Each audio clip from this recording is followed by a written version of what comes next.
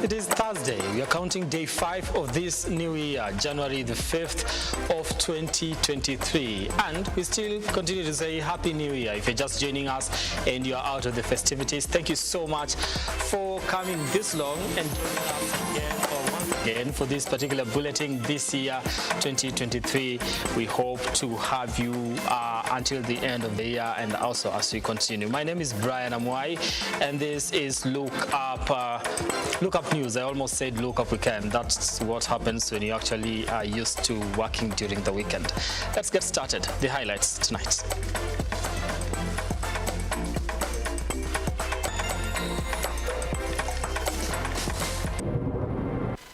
Nimekuja asubuhi sana na nimekuja kuvote for my democratic rights.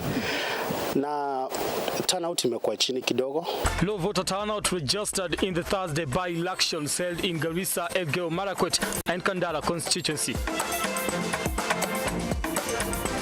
So it will be a bonding session, sharing experiences so far, but also that the government bureaucracy and procedures will be better explained by people who have gone through the government work ethics. Cabinet members and senior government officials in Nanyuki for a 3-day retreat summoned by President Ruto to assess the government's performance and plans.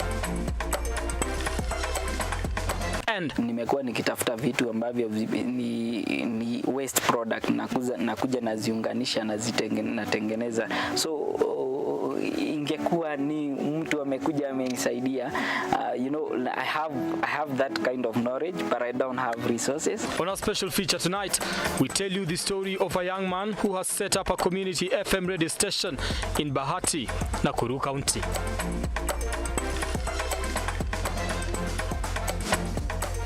All right, now if you're watching tonight, be sure to engage us on our socials. That is at Amwai Brian on Twitter, at Lookuptv. The hashtag to use tonight is #LookUpNews. Do tell us where you're watching us from, what you think about the stories we are running today. And also, we are live on Facebook. We'll be able to sample some of your feedback as we continue with the program tonight. And our sign language interpreter is Josephine Ouko. We start with what has been making headlines today, and that has to do with the by-elections. Now, the Independent Electoral and Boundaries Commission, IEBC, on Thursday conducted by-elections for members of the Senate for Elgeyo Marakwet, 2 members of National Assembly for Kandara and Garissa Township constituencies, and member for Sheila Ward, where low voter turnout characterized the whole exercise. Now, in Elgeyo Marakwet, polls opened at 6 a.m. with some polling stations not having people queuing to vote. Let's take a look at what transpired today. Voting in Elgeyo Marakwet started smoothly today morning, but was largely characterized by low voter turnout in several polling stations. By 10:20 a.m., only 44 voters out of registered 407 had cast their votes at Chebiemit Primary School polling center, where former Marakwet West Member of Parliament William Kisang, a candidate in the senatorial by-election, voted. Speaking after casting his vote, Kisang said candidates expected a 50% voter turnout in the election to replace former Senator Kipchumba Murkomen, who was appointed Roads and Infrastructure Cabinet Secretary in October. Large numbers. I know in by-elections, turnout is normally very low. Bungoma County was at 25%. But for Elgeyo Marakwet County, we expect that the turnout to be close to 50%, but we want to appeal to the community, to the people of Elgeyo Marakwet County, and we request them, please turn out, come and vote. I know there are people who are very busy in the farms. There are those who are busy. There were no queues in several polling stations, including Yatiane, Iten, Uswo, and Kiptomut primary schools, and several other areas. Tumepika kura. Ni ndani huko ni mzuri, unadirectiwa vizuri, unapiga kura yako, lakini watu si wengi. Ni weather, ni baridi. Sasa ni asubuhi na ni baridi sana. Asubuhi sana kuja kuvote na tuchakue kiongozi, sio kiongozi bora, sio bora kiongozi.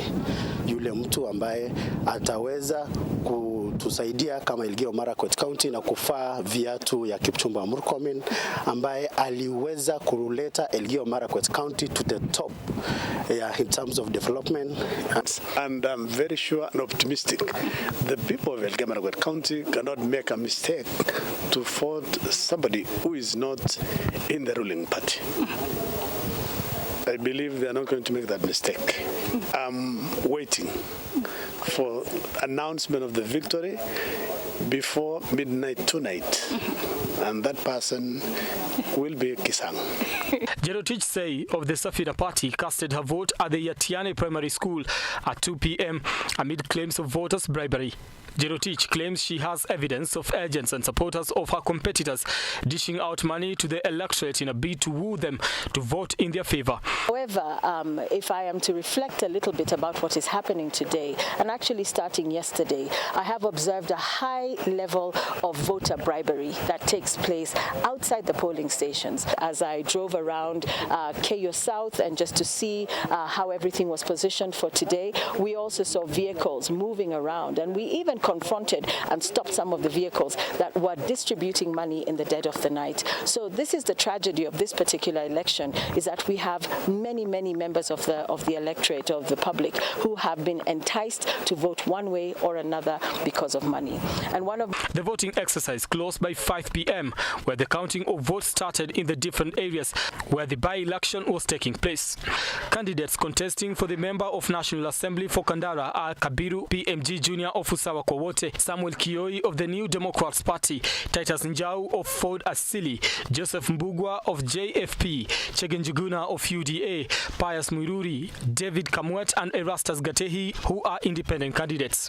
Garissa Township, member of National Assembly contest, has 7 candidates. Tom Mogere Momanyi, who is an independent candidate, Ibrahim Malo of Nakenya, Abdi Hakim Osman of DP, Nasir Dolal of UDM, Mohamed Baro Deko of UDA, Muhyiddin Abdi Rashid Ahmed of DAP-K, and Abdi Faisal Amin of Azimio. Elgeyo Marakwet County Senate seat has 6 candidates: Jerotich Sei Hulding of Safina, Kevin Kiptoo Kemboi, Independent, Tim Kipchuma PPD, William Kipkemoi Kisang of UDA, and Andrew Kibiwot Mengich, an independent candidate. The 4 candidates contesting for the member of Sheila Ward, Lamu County Assembly, Ashi Niza Mohammed, UGM, Mohammed Atwa Salim of ODM, Ali Mohammed Hassan of ANC, and Abdul Jabbar Samia Mohammed of UDA.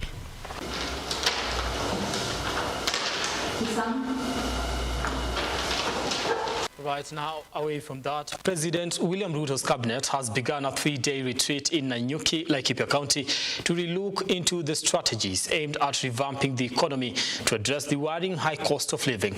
Now, the retreat will also draw modalities on how to help the head of state deliver on the pre-election promises, as well as discuss emerging and projected challenges in his reign. As our reporter Henry Tende now details.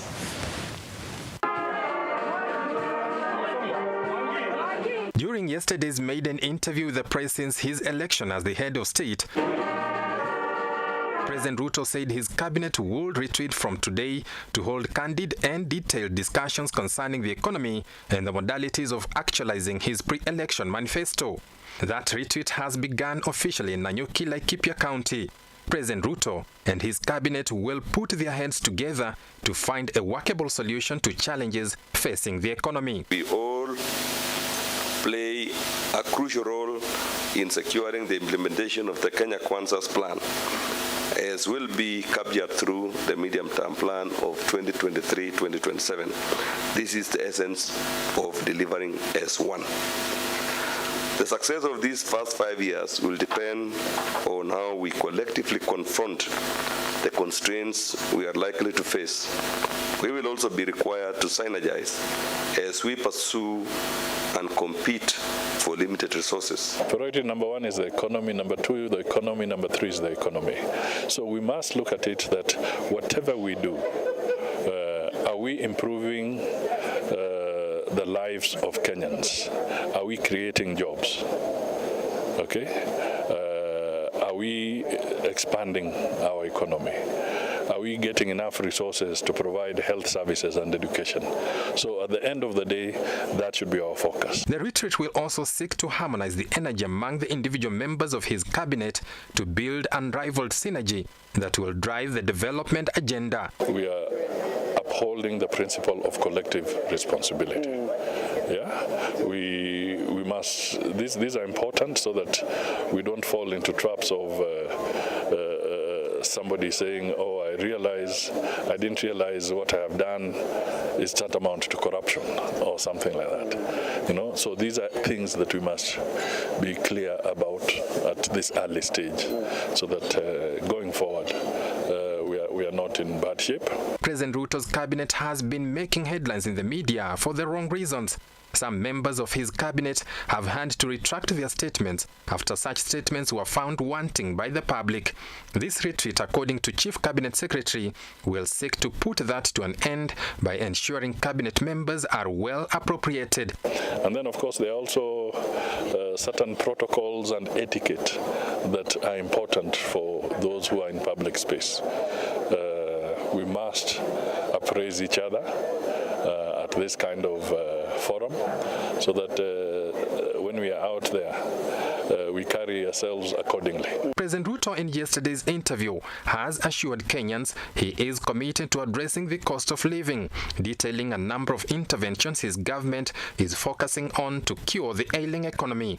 This retreat comes at the right time to deliberate and have a clear course of action, with Kenyans expecting results. Henry Tende, Lookuptv. The success of this. Now, thank you, Henry Tende, for that report. Away from that, a Kiambu court has postponed the bail hearing of mobile phone SIM swap syndicate suspect Hilary Langat Martin Dwet, aka David Mutai. Now, the suspect has been in remand since his arrest last week after he was accused of defrauding a member of parliament over 900,000 shillings. The hearing is set to be heard tomorrow. The other day we were before the court, whereby the prosecution, the police, made an application to further detain our client for 7 days in order to conclude their investigations, whereby we opposed the said application and we raised many issues. And the magistrate indicated that she will deliver her ruling today, the 5th of January 2023. And in obedience of the said directive, we came to court today to take the ruling. And the magistrate has indicated that the ruling is not ready and she is almost concluding. And she has requested that we indulge her and we come tomorrow at 10 a.m. to take the ruling. We are still waiting for the ruling, which was supposed to come out today. But unfortunately, the magistrate say that she's not able to make the ruling today and has allocated us time for tomorrow. So we will be here tomorrow again around 10. We have been allocated 10 a.m. and I think we are making good progress. But most importantly is that our client is in safe custody and is doing well. We are only waiting for the wheels of justice to roll.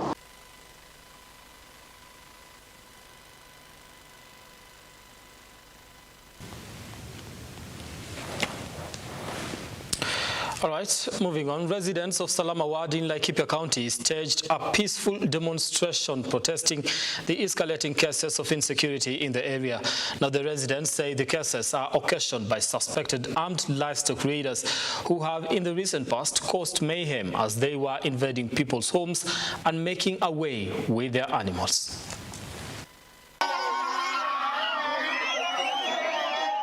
Protesters marched from Muruki, Kiriko, Nganoino, Kianjogu and Kieni to Salama Location Chief's office to present their grievances paralyzing business activities at the Salama shopping centers as operators joined in the protests. Na tumekataa tena, sisi tulizaliwa na wasee ambao sisi tutaweka hiyo watoto wetu nguvu, hata sisi tutakuwa na nguvu na tutahama hapa. Tutakaa hapa ni mashamba yetu.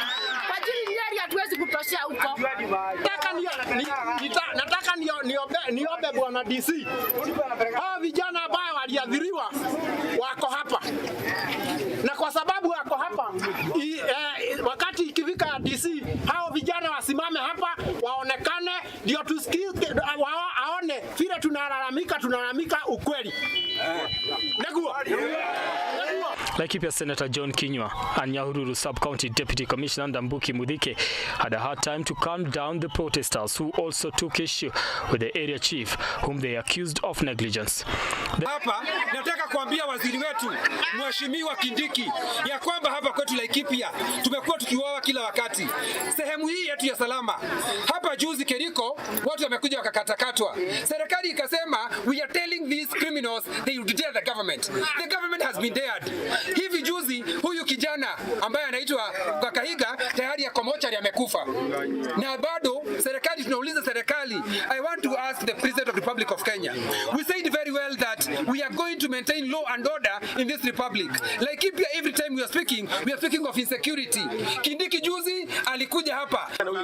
Hapa hivyo, mtuambie ni wapi ambao hao askari tuta opposition ataweka hapo hivi maneno nyamazi sio? Na jambo lingine nawaambia hivi. Tafadhali, let us not risk. Hapa tuko na waizi hapa hivi ambao hataki maendeleo. In case of any distress call usiku, tafadhali usiondoke bila askari. Residents claim that efforts to seek help from the chief led to no action being taken, and their cries always fell on deaf ears. Watoto yetu kufariki. Sasa washosho wanafuata mali ya shosho yao, wanaenda kuuliwa kishaka. Na chifu alikuwa huko, askari walikuwa huko, na hakukamata hata mtu. Kila siku tunakuja hapa kwa machozi tukijaribu kupiga simu haichukuliwi. Na ndio sababu leo tunafurahia kwa sababu wana DC kwa hapa atapeleka malalamishi yetu na Bwana Kenya. Na Bwana Kenya Mungu akusaidie kwa sababu. However, the leaders managed to cool the tension and also promised to push for the government to ensure the safety of the local people. All right, now that comes at a time when President William Ruto did say yesterday that we are going to deal as a country, we should come together and deal with the issue of bandit attacks. It is a collective effort. Every Kenyan needs to be involved in this particular, on the issue of national security. Now, we do want to take a short break here on the program. Don't go too far. We'll be back with more in just a short while. Continue engaging us on our socials. That is at Amwai Brian on Twitter, at Lookuptv. The hashtag is Lookupnews.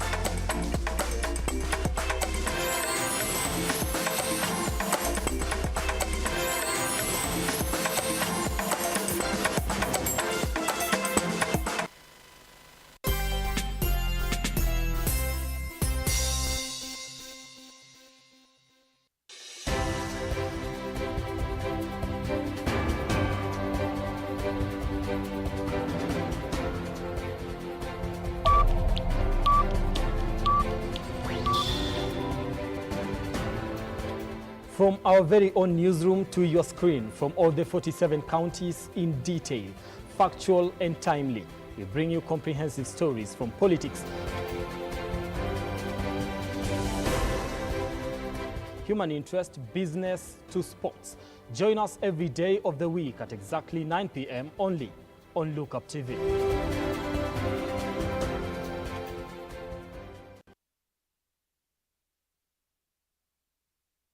So mimi nilikuwa mmoja wa timu kubwa ya Hasla na ngojea mazao yake. Na bila shaka mpenzi mtazamaji, ni awamu nyingine tena ya bunge la mwenyeji ambapo tunasikia tu maoni ya wenyeji, hasa wananchi wa kawaida. Je, maoni ni yapi? Anakwambia wananchi ndio kila kitu. Unaona dips na system ni wananchi. Unaona vile wamenyorosha watu bwana. Tumeng'oa nanga kwenye bunge la mwenyeji.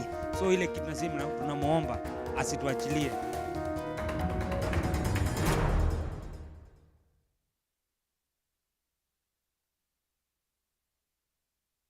Vera Beauty and Fashion College is focused on being the leading technical and vocational training institute in the region.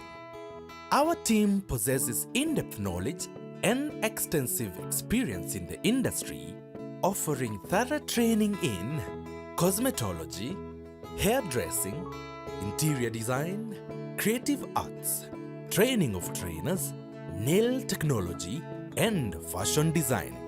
With branches in Nairobi, Thika, Meru, Eldoret, and now in Mombasa, our courses ensure that learners are completely equipped with knowledge, competency, and employability skills.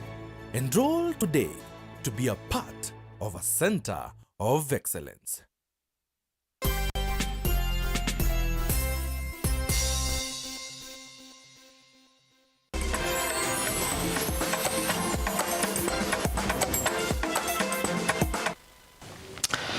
Now, thank you for staying with us here on the program. Let's continue bringing you up to date with the news today. Now, following President William Ruto's interview with the media on Wednesday, his pledges and fulfillment of his manifesto came into focus. Now, the president calling on Kenyans to trust the Kenya Kwanza government and give him time to deliver his promises in light of what Lookuptv went to the streets to find out what Kenyans make of the milestones of the new government and future plans. In his first exclusive interview with the media on Wednesday, President William Ruto, among other things, stood his ground on the government's intent to change the economy for the better. We are on the street to just figure out what Kenyans have to say about yesterday's engagement. Ile challenge tuko nayo ni kama hizo mambo zote yenye alisema ama walisema kama watadelivia watu. So tuko na shida. Juu already saa hii ofisi ya Ruto ama tuseme nchi nikaa imesimama. Kuna kitu inafanyika. Ukiangalia MCAs, ukiangalia mahakama ya MP, ukiangalia maminista, ukiangalia hata magavana, mambo yote nikaa imesimama. So tunahofia. Sasa hata ukiangalia biashara hapa yetu ilikaa imekwama.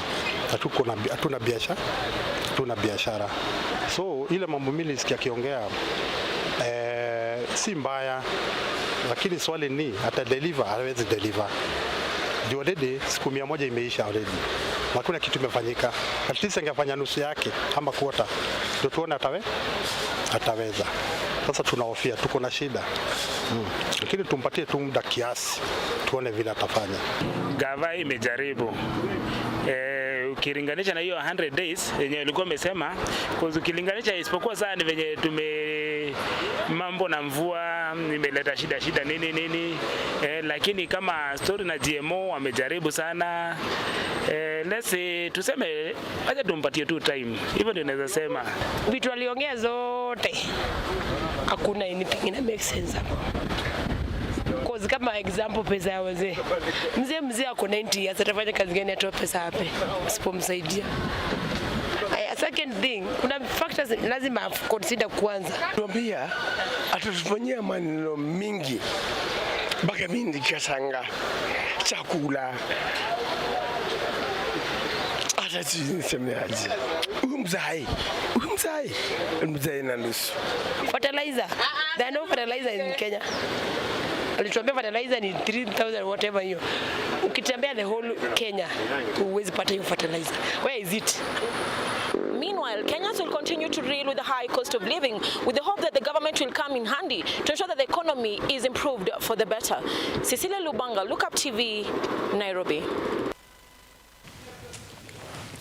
Now, the government has reiterated its war on doping among athletes in the country. Sports and Youth Affairs Cabinet Secretary Babu Namomba has said the government will not allow a few elements to ruin the country's reputation in world athletics. Edwin John Mkora now reports.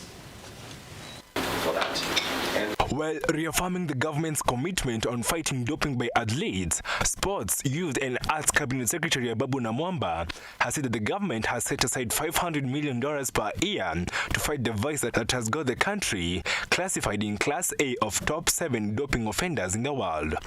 The global image we enjoy, and we cannot put that image, we cannot put that reputation at risk.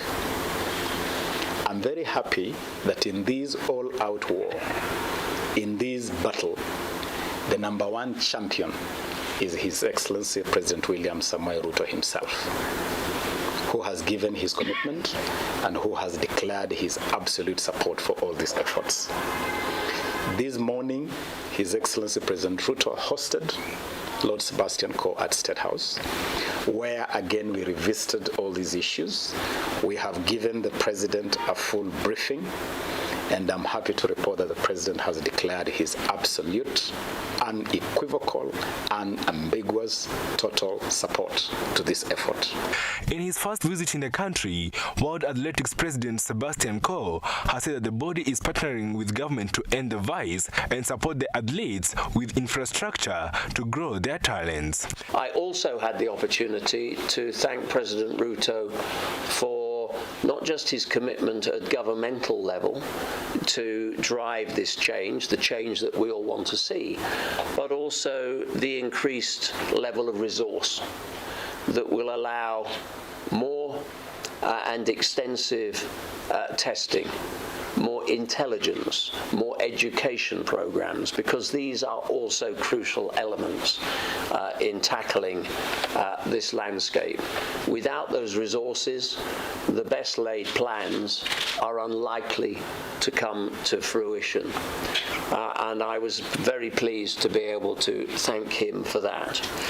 I'm delighted that Athletics Kenya, that Anti-Doping Kenya will be working so closely with the Athletic Integrity Unit. Edwin John Mokora, Lookuptv. Thank you, Edwin John Mokora, for that report. Moving on. Speaking of beating odds, Daniel Nderitu, a young man in Bahati, Nakuru County, is the talk of town after he launched a community radio station that serves locals. Now, through the station, residents enjoy shows and are well informed on issues affecting their region. The radio station has also created job opportunities for many unemployed, skilled youth in the area. Here is Cecilia Lubanga with that story. Thank you so much. Ndani ya studio za M107.2 The Innovation Age, ukiwa nami hapa in the house. Mr. Dan, I'm back once again. Kama vile za wasia nasi kupitia 079052. Jina langu ni Nderitu Daniel Gadhaia, kutoka upande wa Bahati, Nakuru. Mimi ni innovator. Nimejaribu kufix gaps in our communities and even in our technology. So kitu ambacho kilinipatia motisha ya kwamba niweze kuwa innovative mind ni kwamba niliangalia nikaona kuna ile vision ambayo tunasema by vision 2030 tutakuwa tumefikia mahali hapa. So kitu ya kwanza ambayo nilifikiria kuhusu that vision 2030 ni kwamba ni nini ambacho naweza changia ndio hiyo technology niseme by the way imekuwa by that 2030 ingia kwa line sana electronics and electronics operators, vitu kama bulbs, nikaingia kwa vitu kama transmitters in our communities. We know kwanza hii time ya COVID-19 kuna watu hawako wanaenda wana meet watu, kuna mahali palikuwa pamefika hamkuwa mnaenda zaidi ya watu 5. So nikafikiria kuhusu vile ambavyo naweza tengeneza transmitter ambayo inaweza feed watu information wherever they are. Thank you so much. Nani studio za M107.2 transmitter by that time by the year 2019 it was covering about 2 kilometers, but now at least we are covering almost 3 miles. It's almost 3 miles because I know 1 mile is equivalent of I think it's almost 25 kilometers. Now we can talk around 25 kilometers, and the response that I have seen from people, even the government, people who are who are well wishers, bado napata comments ziko wanasema is a nice project. Thank you so much. Nani studio za M107.2 Innovation. Tunasikizaga sana hii stesheni ya Amwai FM 106.7, tunaisikizaga sana. Sasa mimi kwa maoni yangu, juu tunasikizaga hata matangazo kwa hii nyimbo mzuri huwa zinapigwa, tunataka angalau hata tufike hapo, pengine zingine serikali isaidie huyu kijana. Naona ni nini? I don't have anyone who have hope to help me. I do things I like the way I told you that nimekuwa nikitafuta vitu ambavyo ni waste product nakuja naziunganisha natengeneza. So ingekuwa ni mtu amekuja amenisaidia, you know, I have that kind of knowledge but I don't have resources. Aliaja kama ako form 1 akaendelea na vitu mingi, hata anapeleka redio huko shule, inakuwa tu ikiibaga huko Misri. Kufika form 4 nikaambiwa na mwalimu, tutapisha hii kitu ya mtoto hii ndio asome, na ikaweko, nikaitwa huko na ikaweko. Huyu kijana ukimsaidia ako na mambo mengi, ataweza kusaidia vijana wengi, na kusaidia vijana wengi ni kusaidia Kenya yetu. Mimi nahisi tu nikiona tu mtu atasaidia hii mtoto nitafurahi, sababu hata mimi roho yangu inasubuka. Mimi nasema sasa hii mtoto wako na mambo mingi, ataenda mpaka wapi? Kwa watu ambao naona wanajaja pale kwa SMS nazipata, I know there is young people who are there outside. They are creative but they don't have someone to guide them, to show them this is the way. The first project I did ni kutengeneza a clapping sound bulb, ambayo bulb ilikuwa ina clap makofi hivi, bulb inawaka. By that time nikaangalia nikaona maybe kuna watu ambao hawawezi ku clap, kuna watu ambao hawawezi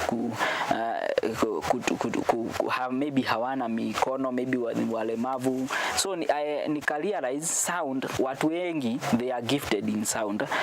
Unaweza pata mtu hatembei lakini sauti anayo. Unaweza pata mtu ni disabled in the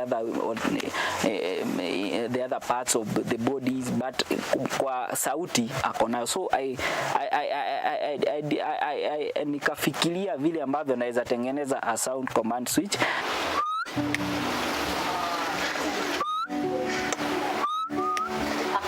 Nilikuwa nimelala kukanyesha mvua, nilikuwa na bed switch, so hiyo maji from kumbe kuna mahali kwa mabati kulikuwa kuna rink maji kaingia kwa ka bed switch. So when I was sleeping nikaamua kwenda kuwasha bulb. So you see the experience that I had that time ya shock. So akili zangu zikaanza kupanuka zikifikiria how can I make something that is friendly even to my body, that kwamba nitawasha stima bila go into contact with. Watu wengi tumesikia, watu wengi wamekuwa shocked na wengine wao wamekufa kupitia hii kuguza stima, nyaya za stima kupigwa shock. But nikaangalia nikaona hakuna mahali unaguza stima. Ni mtoto mtulifu, akunywangi pombe, akunywangi pagi, si mtoto ya kelele. Kazi yake tu ni hiyo tu, kuingia kwa nyumba anaja kazi ya kujua vile vitu ataweza tengeneza. Na sana asubuhi tunasema kila asubuhi ungana nami hapa in the house Mr. Dan ndani ya studio za M107.2.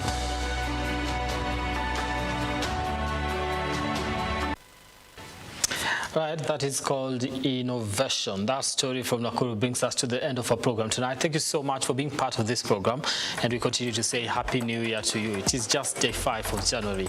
Hope you're having it, quite well for you at the beginning of this particular year. Our sign language interpreter tonight has been Josephine Ouko. My name is Brian Amwai, and on behalf of everyone that has made this bulletin a success, I really want to thank you so much for watching. Have yourselves a lovely night.